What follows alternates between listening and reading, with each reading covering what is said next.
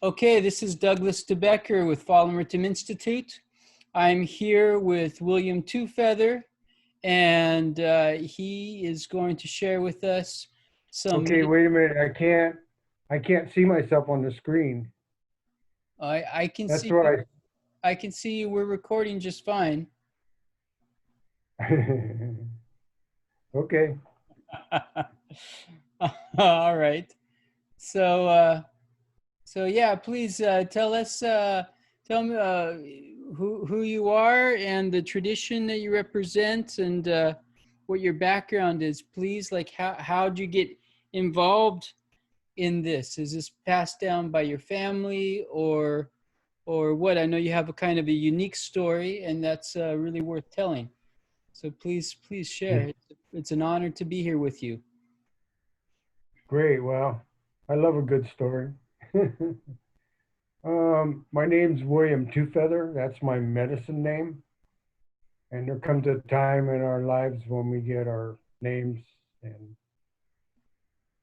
that's a story for another day. But here I'm to talk about Indigenous faith healing. So I'm gonna stay on topic here, and we're doing the intro now. So I didn't ask for this. This came my way by the universe.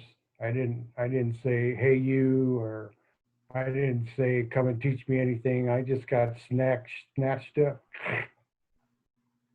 like eagle claws. And it got me. And so when we're talking about teachers, I'll talk about my three teachers that trained me for 10 years until the day come when they cut the string. We could talk about that. And in the healing world, there's like protocol that's essential. And when I say essential, I don't really care for absolutes like never or can't or forever. There's plus and minus on both sides as far as I'm concerned. And so from my time that my first teacher pointed at me and said, come with me, that was it, it was on. So I'm able to sit here in this chair today because I'm over 65 years old, and I've been doing this for more than a few decades. As I mentioned earlier, it was 10 years before my first teacher cut the string, and then the second, and then the third cut the string. What happens then is they say you are no longer my apprentice, you're my equal. And that's the day when everything comes undone. It's like, well, equal? I mean, well, where am I supposed to go? What am I supposed to do? I'm like, you didn't tell me that part. Says, oh, don't worry, my son. Spirit will guide you. I'm going, oh man, give me somebody's name in Chicago. Yeah, I got plenty of people in Chicago. Go see my brother Black Elk. I'm going, whoa, give me something to bite on. But it didn't happen that way. So once I got into the training, it was basically a year of, I call torture and torment, of them testing me about whether I'm qualified to be an apprentice or not. And when I say or not, I'm talking about I didn't ask for this in the first place. So for a year, I got called on at very irregular hours, at very irregular times, and no pattern whatsoever. And I would be off on a 1,200-mile trip one way. And sometimes I could ask questions, sometimes I can't. I said, how many days am I going to be gone? They said, oh, you'll be gone for a bit. Or no, this is going to be a short one, something like that. So like, what's a short one? 3 days, 2 days, 1 day, or like 2 weeks? Never knew. So anyway, that's kind of, coming up. But the main thing that I'm discussing here is how I got involved with healing work. You want to just boil it all down to nuts and bolts. It's the teacher points at you, you come. Next thing you know, you're getting asked a lot of questions and you're given a lot of answers that nobody else knows the answer to the questions except for me. I'm thinking to myself, how do these guys know this stuff? What do they know about me? Huh? They don't need. I could ask them all day long, but that doesn't mean they're going to say nothing. So anyway, I found out later on that my mom's mom, which is I call my grandma, was in the healing arts and would walk out in the desert barefooted and gather up some plants and then go over and pick somebody up who wasn't feeling well. And it's a little bit more than that because my mom never knew who her dad was till she was 55 years old. What we call the stolen generation because an aunt raised my mom. So because the aunt raised my mom, it wasn't her mom that raised her because her mom part of the stolen generation. So then when I was chosen, and then after a year, they're convincing me not to be a healer. And I'm going, you chose me, and now you're convincing me not to be a healer. And says, well, we're testing you, you know. I want you to, here's a question, blah, blah, blah, blah. And I want the answer in 1 week. Hang up. And then, and then I'm like, 1 week? I mean, is that 5 days because it's a working week? Or is that like 7 days? Because the other people would call a week 7 days. So I don't know. Well, I got to figure it out. I got to figure everything out.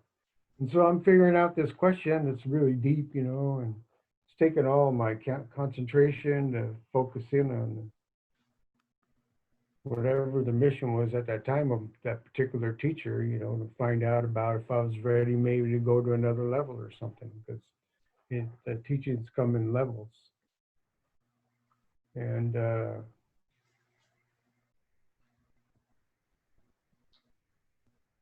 I think that people should know about the teacher process. The way the teacher process works is usually you're introduced by somebody, or the grandfathers and grandmothers been watching all the grandchildren play. And one day a little bird fell out of the nest and all the kids were on there kicking the little bird around. And then the kid who wouldn't kick the bird around threw rocks over there on the side and go, oh, look, there's a coyote. And they all went away. And then he picked the little, or she picked up the little bird, and took him off to the side and put a little tourniquet on him, and straightened the leg up, not eat it, but, just straighten it up, tie it up. And then the grandmothers and grandfathers are watching that and they see that. They said, well, what do we got here, And then they talk to each other and then they all say yes or no. And then finally the teacher gives you something to go do, like follow the deer people for 30 moons. 30 moons? You mean 30 nights? Moons? Yes, yeah, 30 moons. And we're talking about an 8-year-old kid, 9-year-old kid. So who follows the deer people? The wolves, the coyotes, the bears, all the carrions and the scavengers. And you're an 8-year-old and you got to survive 30 days out in the bush because deers know more medicine than all the other people put together.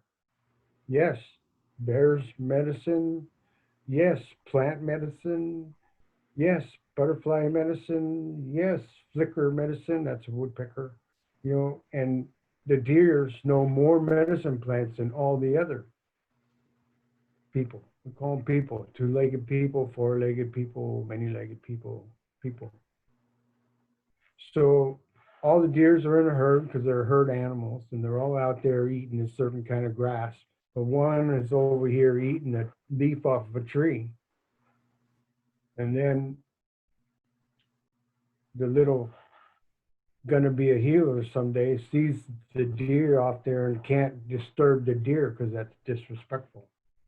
You have to be respectful.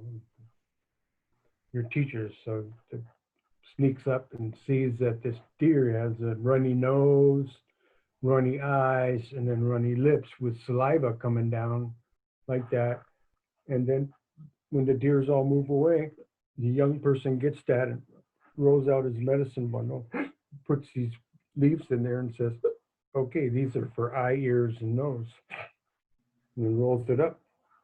The next one go, and then one deer steps in a little prairie dog hole and breaks his leg.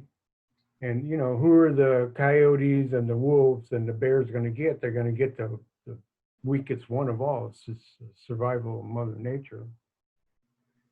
And then that deer is scraping at the dirt on this one kind of plant, and everybody else is eating bushes, but this one deer is scraping on a plant, and then gets in there and rubs his bone like that on the plant. And then after all the people go away, the young one comes and gets the root and gives a piece of hair, because that's where your spirit resides, in your hair, and says it's a mutual exchange that way.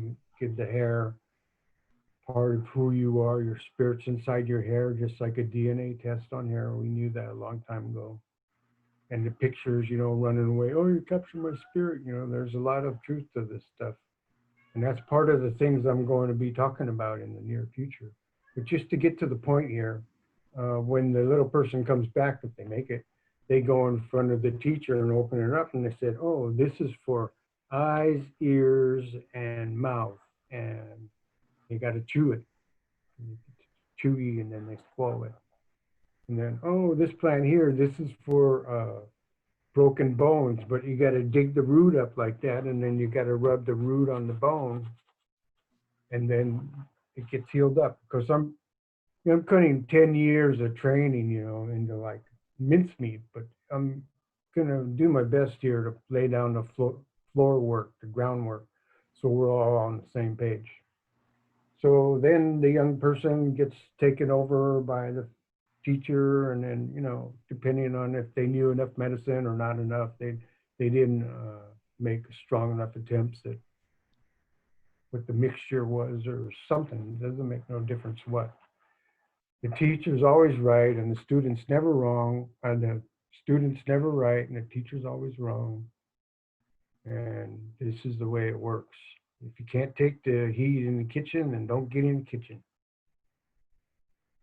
So after 10 years of that stuff, and I'll tell you, my teachers had me studying little insects and stuff from time to time. And I remember one time, one of my three teachers, we were driving through this real high, like cliff thing down in a ravine. All of a sudden, puts it in reverse, says, get your flute and go sit up on that ledge. I'm looking up on this straight wall up, and there's a ledge with just about enough room for one person to sit on. And I got to take my flute and go up there on the ledge and sit there. And I say, well, how long do I got to sit there? And my teacher just goes, if I could hear a thought, it would be, did I ask you to go sit up on a cliff? No, I told you to go sit on the cliff, so go sit on the cliff. So I take the flute and I sit on the cliff, and I'm thinking to myself, man, what do I have to take a blanket? Am I going to be there overnight again? Like, oh man. All right, so I grabbed a little pony blanket, you know, Pendleton, because we really love Pendleton blankets. And I grabbed a little pony blanket and I sat up there with my flute, and then the car took off, and there I was sitting on the side of the cliff up there. People drive by me and everything, they know I'm sitting up there. And then, anyway, I don't want to make too long of a story of that, but I'm giving you the idea of what it means once you're under the tutelage.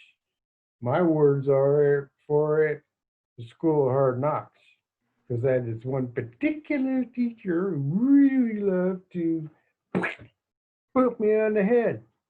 And they're not the only ones that can do it. The grandmothers can do it too, but fortunately there's law, and the first one can hit you, the second one can't hit you.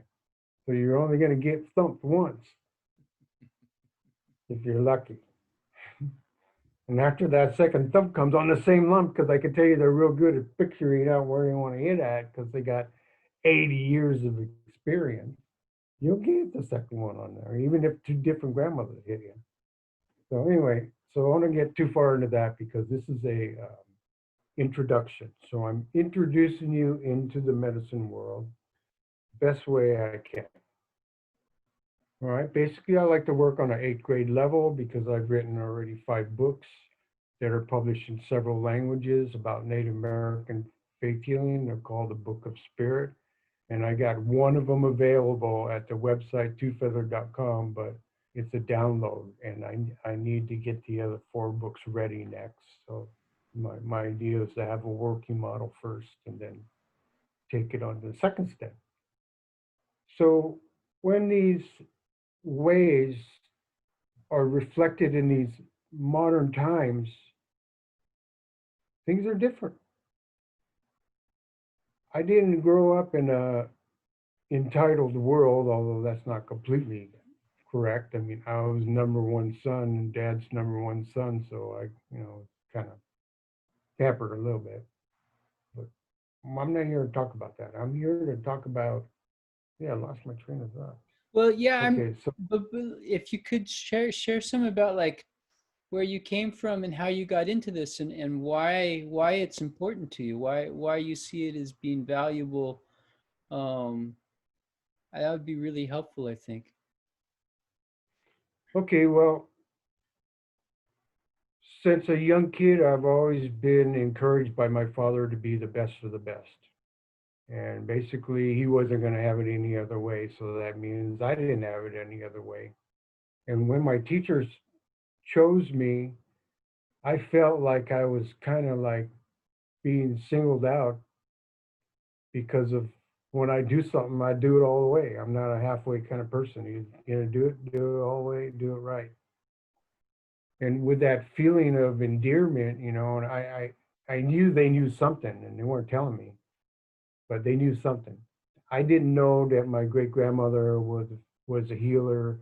I didn't know that her father was a healer. I didn't know that his mother was a healer. I didn't know all my family line back then because, like I said earlier, my mom didn't know who her dad was till she was 55, and that's when I found out. But I already been under training for years by that time. 55, 65. Anyway, but the point is, and so I kind of lived a little bit of a rough life because of I would start training in martial arts from a young age, and felt like I was like the defender of the weaklings, and I felt privileged to be learning Kung Fu San Soo martial arts, and I was always the one the teacher used all the time. And so the point being that when my second teacher got a hold of me, then my third teacher got a hold of me, and then I'm getting all this different training from the right and the left, and you really start thinking about what's this all about, what's this all for? Well, eventually it's so that you can go out there and train and do what we train you to do, which is do healing work. And so I had the law to hold me where I'm supposed to be about charging for service and charging for this and that. But I still had to eat, and I still needed airplane tickets, and I still needed hotel rooms to stay in, and transportation and everything like that. So I allowed the universe to provide. So the way it worked out was when I go do healing somewhere, sometimes I train people or not, and then there's just enough gas to get to the next one. And it's all gone. And then another little chunk comes in, you go to the next one, and it's all gone. So I was in America for about 6 years. And then all of a sudden, all the gigs started drying up because at that time I was going around doing whole life expos and little weekend retreats and running sweat lodges and working with other people in the trade, spiritual trade of Native American stuff. And then I started doing healing work. And then I started doing more healing work and more healing work. And then finally, knock on the head, these very unusual things were happening with bones. Like, I don't know what to say about it. It first happened, and I'm like, well, that happened. And then it happened again and again and again. I'm going, hey, this is too many times. And I went back to one of my teachers and said, hey, what's this thing about bones? This is, oh, took you about 2 years, did it, to figure it out? And I'm like, what? You knew all along that I had gifts in bones and didn't tell me? Oh, yeah? Since when I got to tell you anything? And they didn't. All three of them knew it and never told me. If they would have told me I was good in bones, man, well, let's get it on. You know, there's chiropractors and there's optometrists and there's podiatrists and the same thing in the Native American world. You know, we got general practitioners, GPs, and we got the ones that specialize in dead people and dying people, which you ghost doctor medicine. And that's another specialty form, which I've been trained in as well. And so then when I got out and started doing healing work, then it started occurring to me that like horses, some horses are healers and some horses are dumb as a box of rocks. And no matter what you say, that's the way it is. If they got three swirls on their head, they're crazy. They're loco. So, you know, the one swirl horse at least has a shot of being a healer. And I know the lady horse whisperer, she's on the internet, just the ladyhorsewhisperer.com. And she knows how to talk to the horses. So the doctor's horses tell them which ones the doctors are. And she would use just the doctor horses to go, this doctor horse likes to do with autistic people, and this doctor horse likes to do people with back problems, and then on and on and on. So it goes out, the tentacles reach out in many, many ways. So getting to your question, you know, how I got involved with it, one is I didn't ask for it. Two is I was called into it. Now, I have a choice. I'm a human being. I was in the Marine Corps. I understand what it means to follow orders. You don't ask why the order is or how long the order, you just do it. But the new generation, they got a different way of doing things, and none of my business. I'll teach the young generation if they've proven themselves. And that's part of my work here, doing this introduction is I'm going to be the first Native American faith healer that train healers over the internet. And I've seen that already in my dreams. I've already asked permission. I have permission. It's going to happen. And this is the way it starts. So I'm starting off this for people who are interested in Indigenous Native American faith healing. I also teach some from the Gadachis. I teach some from the Hitales. I teach some from the Tonahas. I teach some from the lawgivers. I teach some from the holy people as I travel around the world and gather more stuff. So it's not exclusively Native American healing that I'm training, although it's the foundation. So here we go. We're doing our introduction now. We're getting started on the right foot here. And I would like to take time to have our host direct some questions that I'm overlooking. Okay, thank you so much. So uh, I would like to ask, because you know, a big part of our mission here is to help authentic traditions, like pure traditions, and I know in the Native American situation in North America, it was pretty as bad as it can get, and it's been to get. I loved it, but it wasn't easy. So, I'm not a masochist in the slightest. yeah. I don't care about pain. I take a lot. So what would you like when you say the foundation of what you're doing is native healing? Um, could you start to like explain? I know this isn't a course. Again, this isn't a course to create healers. It's just to introduce them to what's available. So Okay. maybe could you explain a little bit about what's involved, how it works, the cosmology, why like what about what you're doing is coming from pure lineage, like in terms of the I indigenous got it. Americans. Thank you. I got it. Well, there's basically two languages. There's the faith language and there's a science language. And what we're talking about here is I'm coming from a teacher's moccasins or the different hats that we wear. I'm coming from a teacher's position because my job is to my job is to take the Native American tradition for so many, many, many generations and put it out to the world. We'll be using translators here before you know it. Put it out to the world so that they, the ones who study with me, will go to their communities and then serve their people. Because a lot of the students misunderstand me as I'm doing it to teach them. I'm not.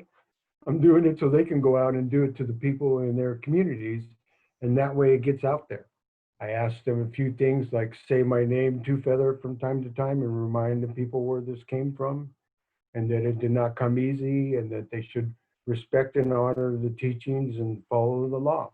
And I'll be talking about the law in the formal zone. Right now, in the we're getting started zone, um, what I really want to get to is the point. And that is, if you're going to study medicine, or maybe you're just curious, there's two different ballparks that you're in. You're in the curious park or you're in this I'm studying part. Because if you're going to be a person in this field, you must possess, and I don't like that word too much, but it's better if you possess altruism. Because if you are not an altruistic person, I'm going to tell you that they're going to wipe their muddy boots on your back to get in the door and not even say thank you sometimes. So if you're going to be taking up the torch, which I'm hoping some of you will do, you will have the benefit of many, many, many generations of healing. I mean, what I teach is what works. So if it works, I do it. I've been on the table with thousands and thousands of clients in many, many countries. And there's quite a variety when working in somebody in Italy and then working somebody in Tokyo and then going down and working on somebody in Australia. There's different kind of things about them. Like in Japan, you know, the people get up on a concrete floor and they go on the steel rail and they go up the elevator up to the office with carpet. They didn't lose their touch with Mother Earth. And there's a bunch of people like floating around off there, and all they need to do is get their feet back down on the earth. And it doesn't take a rocket scientist to show them how to do it, but it does take somebody. So I'm going to go ahead and interject a little bit of, am I going in the area that you're looking for? Kind of. It's you know, you haven't said much about who you are. It's hard to get you to talk about yourself, I've noticed, in some ways. You know, like you're talking about in the present moment what you're doing, and I would love it if the people watching this could really get an idea of you know, like what you've done, in not just in terms of teaching, but like, you know, you talked about your three teachers and stuff, but you know, you're an eagle dancer for the Oh, Sundance. yeah. You know, like you're a road man. You know, like No, I'm not a road man. I okay, do eagle dance, but not a road man. Okay, I get where you're coming okay, from. yeah. Like Who the are you? background of Yeah. what the like the background of what kind of people become healers later on in life. Does that sound like a pretty good question? Well, I'm just trying to introduce you as a person. You know, Okay, okay, like I who got you it. are, what you do, because All I right, we talked about. here's what it is. Okay. My dad owned a nightclub and a trucking company, and he had these bouncer that was in the martial arts. You know, the doorman that watches the door, and so that doorman that watches the door had a teacher. And my dad wanted me to start martial arts. So dad says, all right, I'm going to take you to 5 different martial arts studios. We're going to sit there for the same amount of time for each one. And when we get back, you're going to choose one. I'm going, Dad, I'm only 8. Don't worry about it. It'll be okay. Chuck Norris had his first studio. We went to Chuck Norris's first studio. It was so funny, but they were looking at candles, you know, and doing this stuff. And I just wanted to go in there. So we went to Kempo, we went to Taekwondo, and then funny when I went to Jimmy Woo Association, Kung Fu Sansu, Dad said that was it. And then Dad says, okay, you're registered. And that's the same school that my dad's bouncer came from. So here I was, 8 years old with all these grown-ups around here. and they call our studio and ask us for, do you guys deliver any of that, Chinese macaroni salad, and again, this is not a restaurant. This is a martial arts studio. You That was mean, before Kung Fu and Kato was on. So once I started in the martial arts, and then we had a swimming pool in the backyard and in like a little patio area with a barbecue and stuff. So my job was to vacuum the pool every day of my life until I knew there was a God in this world. And then my dad brought home an automatic pool cleaner. You just screw it on the water hose and it cleans the pool up. So I was swimming at a very young age, and I was pretty good at swimming. So I was on the swimming team in school, and I loved the water sports. I was on the water polo team in school. And then no matter what it is, I wanted to be the top, what it is. So I'm not saying if you're not the top of everything that you can't be a healer. I'm telling you about me. This is my personal experience. But you will be the top in several different things. And when I say the top, I mean the real top, not the wannabe top. So as a young man, since I took martial arts, it made me feel like I had some responsibility for the privilege of learning martial arts at such a young age to watch out for the frail. So here, one guy that played Zorro, and I'll say his name, Danny De La Paz. He played Zorro on TV, and I loved looking at the credits at the end of the movie, and I seen the credits, Danny De La Paz, and I go, "You're Zorro, you're Zorro." He was a scrawny little kid in school, and the bullies like to beat him up and take his lunch money from him all the time. And he's Zorro. And then finally, I call him up one time and I go, "Hey, Danny, are you really Zorro?" He goes, "Yeah, man." I go, "Hey, dude, give me a part in a movie." It's like he helped me get in a couple of movies. I was with the Sally Pearl casting agency until I was hunting on set one time with my wolf dog and camping, and there was no hunting and camping on the set. But I went anywhere, and the ranger came and caught me cooking up a couple little bunny rabbits for lunch, and said I can't be eating the bunny rabbits. And I said, "Well, I'm not going to just throw them away. I ate them." And so anyway, I got into being an extra in the movies a little bit, and that was kind of exciting. And then this thing in my life about being the best of the best, being acknowledged by my father, I wanted to be a reconnaissance ranger in the Marine Corps. And I was at this gig one time in a van, and I asked this little girl that was about 10 years old, I says, "Hey, little girl." "Oh, yes, Mr. Two Feather." I said, "What do you want to be when you grow up?" She goes, "I'm only 10. I haven't figured it out yet." I'm going, "Well, okay." I said, "Well, if you thought about it, what do you think you might want to be?" "Oh, maybe a teacher." I said, "Okay, thank you very much. See you later." She goes, "What'd you want to be when you were 10?" This is a little girl, she's one of the indigo children. The little girl's telling you, and fair game. I asked her, she asked me, I said, I wanted to be a warrior. She go, "Did you do it?" And I go, "Yep, I did it." She says, "Hurrah," something. I said the hurrah part, but anyway. So here, just getting a little background on academic excellence. I got 7 academic excellent honor roll dean's list out of 8 because every time I got an A, I got like some money from my relatives. So when I got an A, my dad would take me to my Uncle Ralph's house and to my Uncle Manuel's house and my sister Juanita's house because nobody in our family graduated from college except for one of my cousins. We won't talk about that.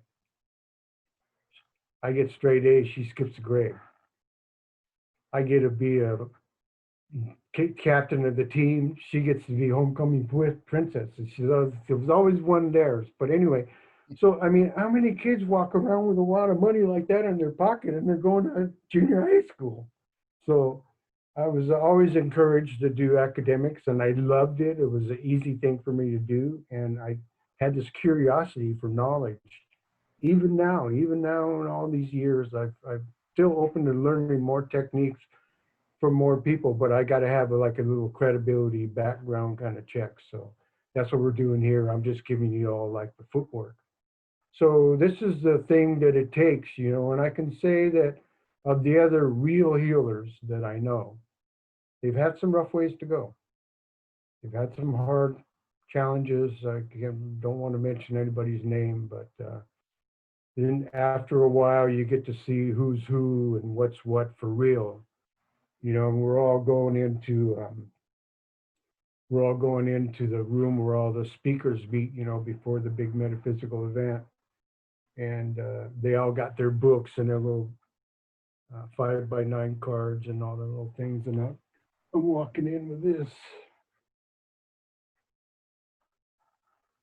and all the other speakers are going, "Hey, 2feather, where's all your notes?" I got them. Quartz holds memory, so it's a natural magnet for energy, so it stores inside of the crystals. It's a pretty nice point there. So I was a big brother in high school for kids that didn't have fathers. I was water polo, swimming. I couldn't play tennis because of the seasons of water polo and swimming were tennis season, but I really loved tennis a lot. We had a tennis court in the backyard next to the pool where we could play tennis and basketball, but I never really was much of basketball, so not my cup of tea. So these kind of things, they all kind of add up. I mean, I was teacher's pet most of the time. You know, I would bring my teacher an apple once in a while, and the other students said too much about me being a teacher's pet. I might beat them up, but I not unprovoked. You know, they had to do something to me, so they don't say it too loud. So as a background and foundation, that's the kind of person that I grew up to be. Mhm. And that's where it all started.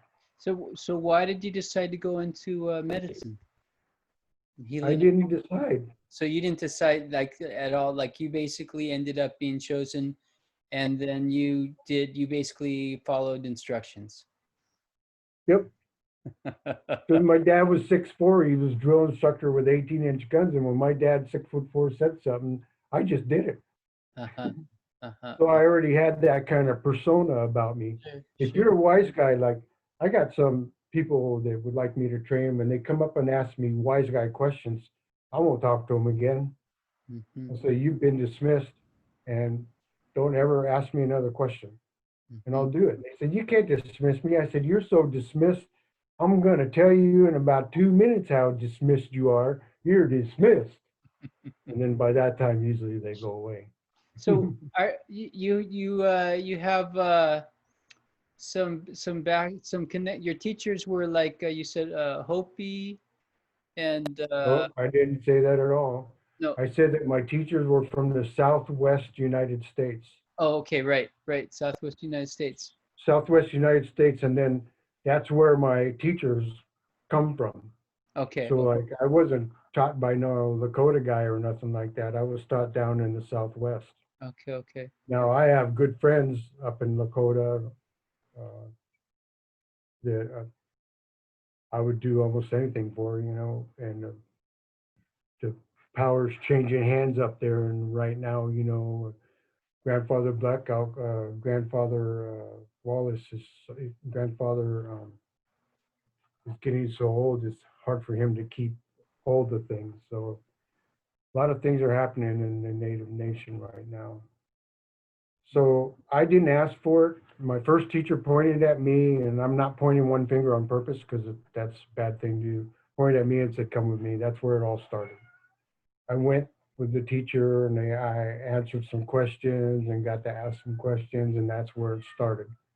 Then I was in 1 year. It turns out to be about 1 year process before they accept you as a student, and it's a formal event where you put down a pony blanket and you both sit on the blanket, you know, and say, "I accept you now as apprentice." It's formal. There's no ambiguity about that whatsoever. Go Uh-huh. ahead. So uh what can you say in relationship then to the kind of you know this word cosmology, like the worldview, how that's a huge part of this, right? That's a huge part of when you say Absolutely. Because when you say you're a person of faith, a lot of people I don't believe really can fathom how much that really means. mm, If you're really a person of faith, then how can death scare you? mm, Because death is beautiful.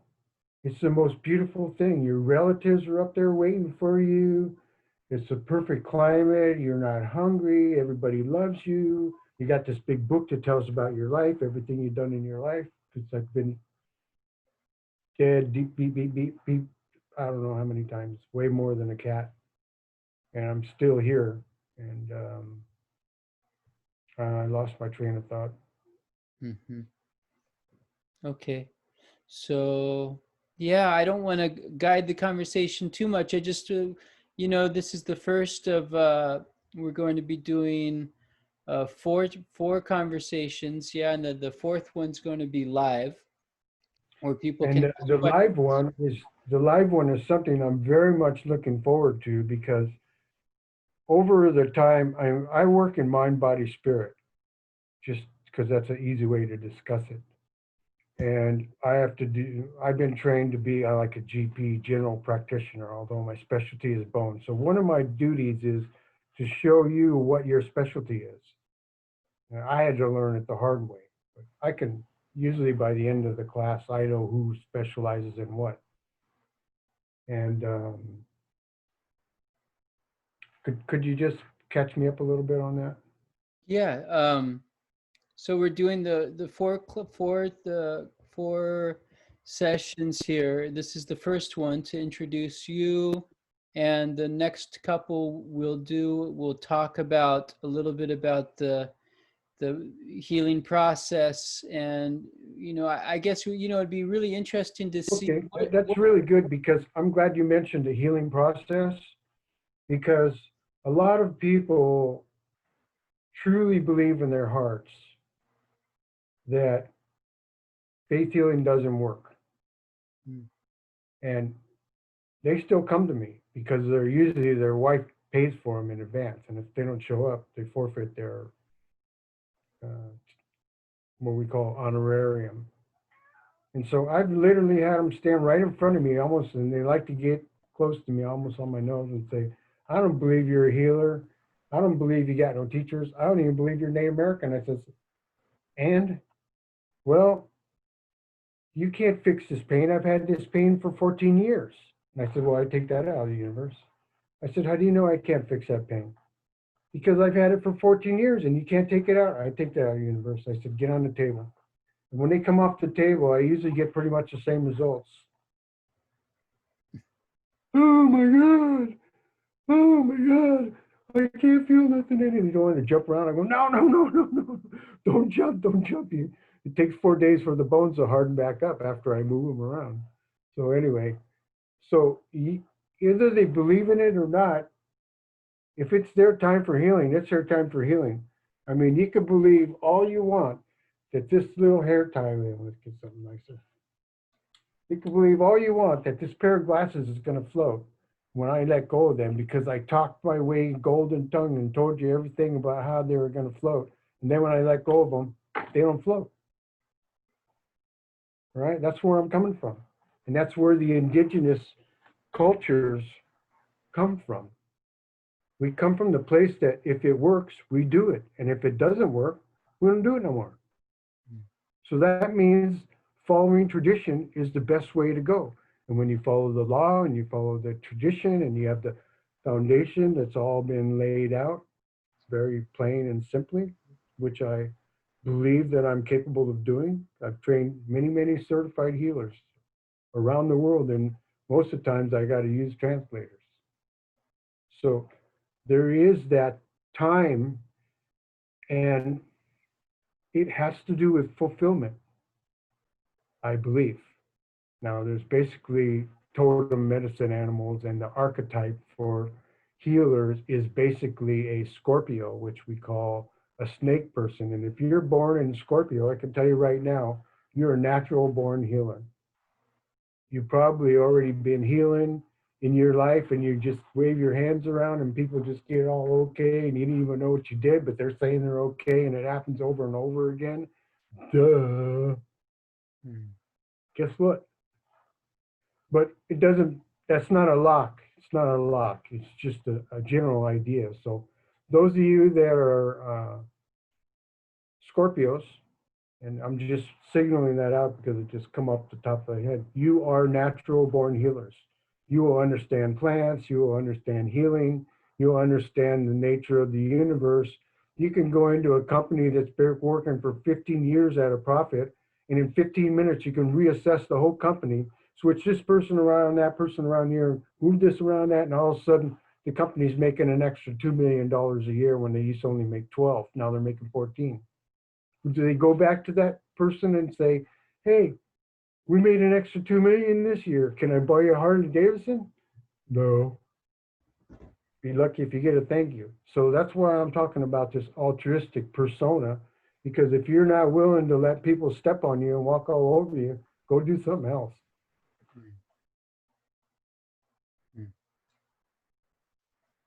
Well, thank you. Well, Two Feather, to end, we'll end this. We'll end this session with any final words you have. This is like the first introduction to you and your work and the Native American tradition, that what you're calling faith healing. So again, this is not, you're not necessarily talking about herbal medicines and I physical will. I therapy, but will. it's included is what you're saying then. It's in, all this is Yeah, in, yeah, I will. Like, for example, yarrow is a very good cleaner, like a disinfectant. And little yellow flowers, and you put them in hot water, make tea out of them, and you can put them on your little cuts and stuff to clean them out. Yarrow, and it's one of the very few kind of medicines you can use in your eyeballs. You make some tea out of it, and then you put some drops in there like that. I've cured scratches on eyeballs before with yarrow. So yeah, we will get into quite a few of them. okay. So when you say faith healing, you're talking about an all-inclusive system that the foundation of it is faith healing, but you're also using physical substances, and you mentioned tools to me before. It's Physical. whatever works. Uh-huh. Okay, okay. Whatever works. And I do have something to say now. And I I'm not proud of it, but I did not vote for 64 years of my life because I never trusted nobody. I never thought they were all bought and paid for. But I did go and vote last year for the first time in my whole life because I believe in somebody who keeps their word. And I ain't never seen a politician that keeps his word, pardon my French. So the one thing I want to say right now about all this civil unrest in America, I've been in so many countries, and the world looks up to America. And if you think everything's for free, it's not. I got Agent Orange over in Vietnam from drinking all this concentrated Agent Orange stuff. And I'm still fighting with my government to get my military pension. They keep giving me NODs, notice of disinformation, notice of disagreement. And what I want to say to all them people out there, that you're Americans. I don't care what color your skin is. I don't care where you come from. I don't care who you believe in. It don't make no difference to me. The law is the same for all people. We need the law. Okay, they might need to restructure it and spank a couple of bad apples. There's always going to be a few. But what I would say is the solution to our evolution is world peace. And that's what I'm all about. I'm about joining the cultures, joining the medicine, joining the languages. Let's all get to a place where everybody doesn't hurt anybody and we could all be good people. And misery loves company people. Let's give them a couple of islands or give them a whole continent. We can send them all over there. If you're misery loves company, go to this island over here, this continent, because everybody else loves misery over there. And you guys can all be miserable together and just keep your misery out of our face. So I'm a very proud veteran. I sacrificed everything for my country and for freedom. And these people out there doing all these registration, looting and pillaging and burning stuff and hurting policemen and all that stuff, first responders, shame on you. Stop it right now. World peace is the solution to the future. I hope. All right, thank you. All right, I look forward to the next session to get deeper into with you on all this. Hey, can you give me a call on my landline so we could have a few words? Oh, absolutely, absolutely. I'm Okay. gonna end the recording right now. End the recording, not